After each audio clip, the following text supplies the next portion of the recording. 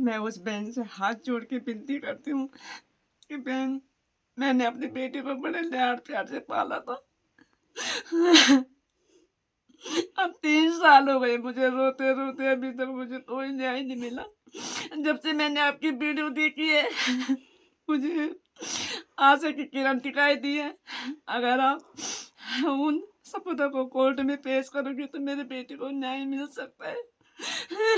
भले ही मेरी बेटी इस दुनिया में नहीं है, लेकिन जिस तरह से मैं रो रही हूँ, दुनिया की मेरी कोई माँ इस तरह से ना रोए। आपसे हाथ जोड़ के विनती है मेरे,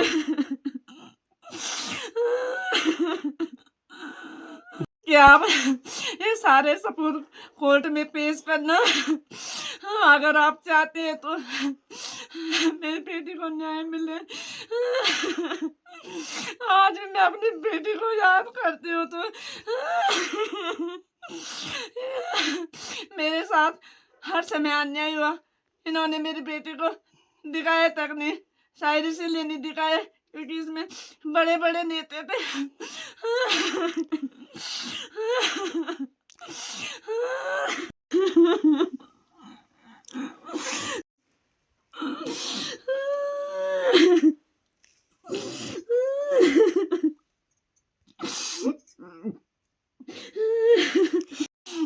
मैं मुख्यमंत्री से न कहना चाहती हूँ, अब सारे सबूत आपके सामने हैं।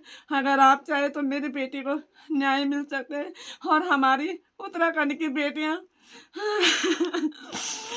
सुरक्षित रह सकती है। नहीं तो फिर किसी माँ के साथ ऐसा ही होगा जैसे हमारी जिंदगी वो उर्मिला सरावर के दर्द बना दिया है। मैं उर्मिला बहन से हाथ जोड़ के विनती करती हूँ कि वो इन सपूतों को कोर्ट में ले जाए और अपना बयान दर्ज करे, जिससे मेरी बेटी को न्याय मिल सके और हमारी उत्तराखंड की सारी बेटियां सुरक्षित रह सके। उनका ये भी कहना उर्मिला सरावर का कि जिस तरह अंकिता के साथ हुआ, अगर मैं इन चीज़ों को नहीं करती तो शायद मुझे भी डर है, अब मुझे भी खतरा है।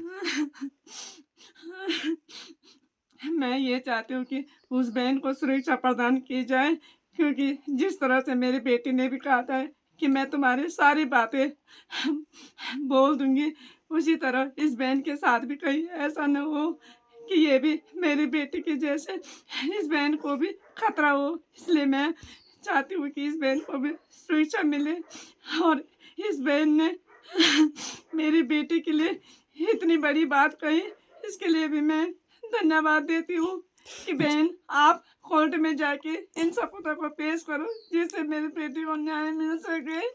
जिस तरह से भाजपा नेताओं का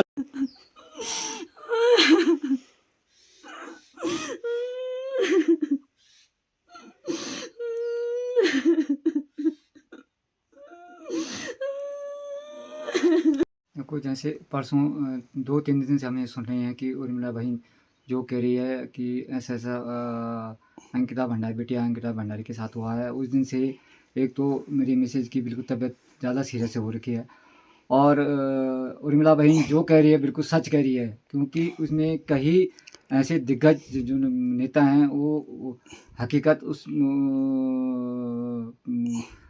हत्याकांड में शामिल थे और सरकार द्वारा जानबूझ के इस केस को दबाने की कोशिश की। क्यों केस क्यों इसलिए की क्योंकि जानबूझकर जो सरकार ने, मुख्यमंत्री जी ने जो सरकारी वकील नियुक्त किया था जितेंद्र रावत को, उनसे जानबूझ के उनको वहाँ पे नियुक्त किया गया, सरकारी वकील नियुक्त किया था।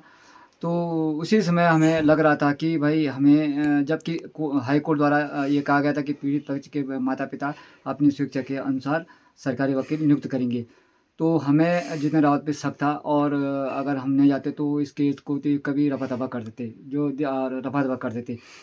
तो मैं उर्मिला बहन से ये कहना चाहता हूँ कि अगर ये इसमें पूरी 100% अगर सच्चाई है तो मैं उर्मिला बहन से ये कहना चाहता हूँ कि आप लोअर कोर्ट कोटद्वार में जाके जज के मैडम जी के सामने अपने बयान दर्ज करें और मेरी बिटिया को सही जो अधूरा न्याय है उसको पूरा तरह न्याय दिलाएँ और इन दरिंदों को फांसी की तख्ते पर चढ़ाने का हमारे साथ सहयोग करें।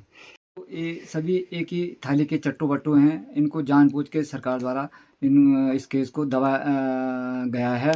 और मुख्यमंत्री जी जब 30 मई 2025 को जब फैसला आया कि अंकिता भंडारी के हत्यारों को उम्र कैद की सज़ा सुनाई गई, तो उसी समय मुख्यमंत्री जी द्वारा ये कहा गया कि हमने उनको उम्र कैद की सज़ा कराई गई।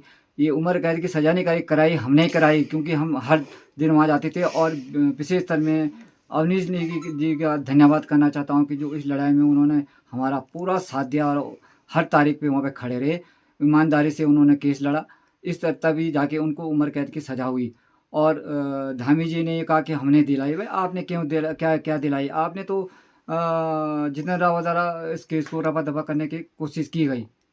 वैसे किसी ने हमारे हाल चाल तक नहीं पूछा। कितनी बार तब इसकी तबीयत हो गई, अभी बीच में ही इसके टाइफाइड हो गई थी, फिर इसको हॉस्पिटल भर्ती किया, फिर अब पथरी है।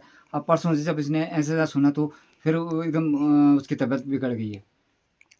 इसमें भारतीय जनता पार्टी में कई ऐसे सांसद और विधायक भी हैं और कार्यकर्ता भी हैं जो कि चाहते थे कि इनको फांसी की सज़ा होनी चाहिए थी, लेकिन सरकार द्वारा ऐसा किया नहीं गया। और मैं उर्मिला बहन से बार बार ये कहना चाहता हूँ कि अगर उर्मिला बहन, अगर मेरी बिटिया को न्याय दिलाना चाहते हो तो आप लोअर कोर्ट में जाके जज मैडम जी के पास जाएं और अपने बयान वहाँ पे दर्ज कराएं, जब ताकि इनको फांसी की सज़ा तख्ते पर पहुँचा सके। और इन पे किन कौन वो VIP हैं, ये इनको भी फांसी होनी चाहिए।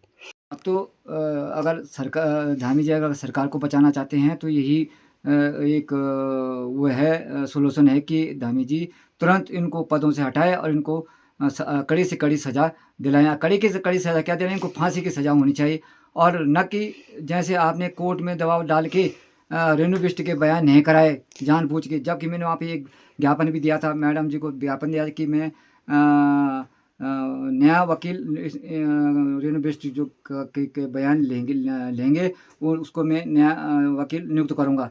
लेकिन हमारे विवेचकों को भी दबाव डाला गया कि आप रेणु बिष्ट के बयान नहीं कराएंगे। बचाना चाहते हैं, ये जानबूझ के बचाना चाहता है और इन पे पूरा दबाव है कि किसी भी हर हाल में VIP बिल्कुल सेफ रहे। और जिनको 3 दरिंदों को जिनको उम्र कैद की सज़ा सुनाई गई है उनको धीरे धीरे हम कम करेंगे। ये उनका उद्देश्य बन रखा है। 30 मई को जब फैसला आया था 2025 को जब फैसला आया था, मैंने तो उत्तराखंड की समस्त जनता से मैं हाथ जोड़ के भी कहना था कि उस दिन मैंने पहले कहा था कि आप अगर मेरी बेटिया को न्याय नहीं मिलेगा तो आपको दोबारा सड़कों पे उतरना पड़ेगा। और वो स्थिति फिर आ चुकी है, क्योंकि अब जब